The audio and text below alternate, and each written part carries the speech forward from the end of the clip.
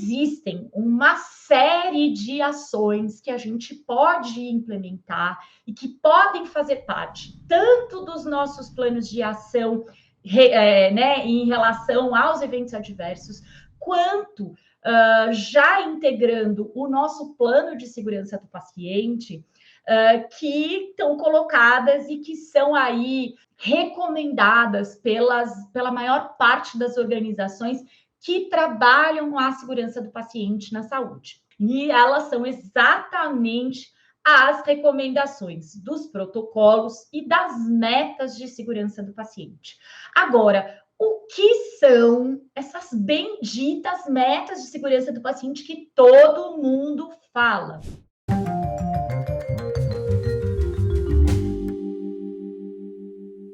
A segurança do paciente, apesar da gente ter sempre essa sensação de que é uma coisa nova, ela não é tão nova assim. A gente trabalha a segurança do paciente há muitos anos, né? Existia lá antes de Cristo ações para não causar dano aos pacientes. A Florence Nightingale, que é uma super heroína aí para todos nós em termos de qualidade de assistência, já trabalhava não gerar dano aos seus pacientes, só que não tinha esse nome.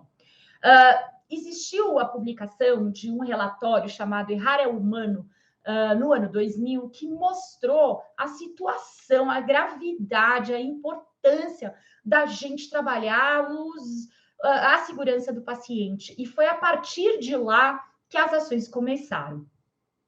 Com a publicação desse relatório, esse relatório foi publicado lá para os Estados Unidos, principalmente, foi feito para os Estados Unidos, ele mostrava uma série de informações super graves, assim. Uma das reações foi a Joint Commission americana, que é uma metodologia de acreditação.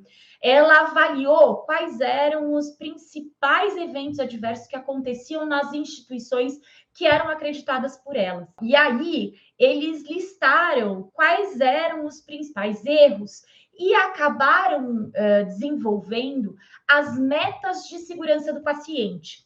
Ou seja, são conjuntos de ações que trabalham para atuar em cima daquelas condições que acabavam gerando eventos adversos, tá certo? Ela originalmente foi proposta e utilizada pela Joint Commission e depois ela foi incorporada pela Organização Mundial de Saúde e hoje a gente fala das metas internacionais aí à torta e à direita mundialmente. Então, se eu for falar no Japão, se eu for falar na África ou se eu for falar na Europa, se eu falar sobre as metas internacionais de segurança do paciente, todo mundo vai saber do que eu estou falando. E o que é? É um conjunto de recomendações cientificamente comprovadas que reduzem aquele problema. E a Joint Commission propôs inicialmente 6 metas. Então, quais são as metas internacionais? A primeira meta é a identificação correta do paciente. Porque a troca de pacientes, a troca da identificação, pode gerar cirurgia errada, medicação errada, abordagem errada, erro de diagnóstico e por aí vai. A segunda meta, e aí, meta internacional de segurança do paciente, é a comunicação efetiva entre profissionais. Hoje, os trabalhos mostram que existem, em 90% dos eventos adversos, existem falhas de comunicação entre os profissionais. A terceira meta internacional de segurança do paciente é a segurança da cadeia medicamentosa, né? Então, é a gente trabalhar principalmente para as medicações de alto risco.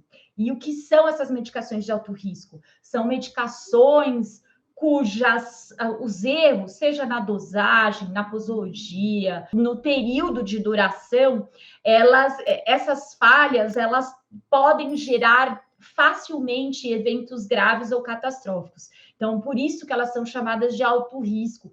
E muitas vezes o efeito terapêutico e tóxico é muito próximo. Então, a gente precisa ter muito mais atenção com essas drogas. A quarta meta internacional de segurança do paciente é a cirurgia correta no paciente correto, no lado correto. E é assim que foi colocado pela Joint Commission. Depois tem a quinta meta, que é a redução das infecções relacionadas à assistência, principalmente dentro da assistência hospitalar. E a sexta meta internacional é trabalhar o quê? A prevenção a quedas. Agora, como é que isso foi trazido para o Brasil?